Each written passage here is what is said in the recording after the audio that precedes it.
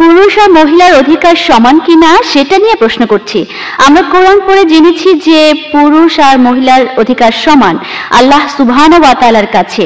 আর এই কথা আমাদের মহানবী হযরত মুহাম্মদ সাল্লাল্লাহু আলাইহি সাল্লামের হাদিসেও আছে যে বাবার চেয়ে মার অধিকার অনেক বেশি। কিন্তু এরপর আকিকার সময় দেখা যায় যে একটা বকরি কোরবানি দেয়া হয় মেয়ের জন্য আর দুইটা দেয়া হয় ছেলের জন্য। বোঝানো হচ্ছে যে ছেলেই বেশি গুরুত্বপূর্ণ। প্রশ্নটা হলো এই যে আকিকার সময় কেন ছেলের জন্য দুটো বকরি আর মেয়ের জন্য একটা বকরি কোরবানি দেয়া হয়?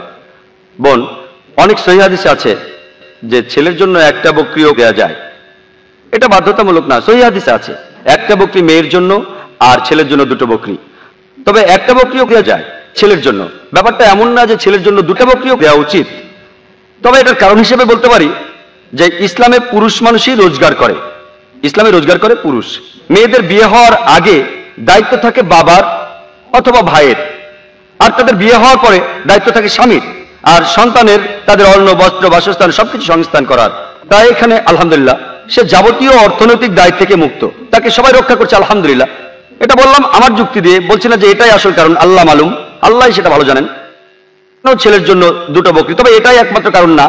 হতে পারে তার আর্থিক অবস্থা বেশ ভালো, তাই একজন মানুষ ছেলে হলে বেশি টাকা খরচ করতে চায়, এটা হতে পারে একটা কারণ, আল্লাহ ভালো জানেন। তবে বাধ্যতামূলকভাবে দুটো বকরি ছেলের জন্য এটা কোনো সহিহ হাদিসে নেই।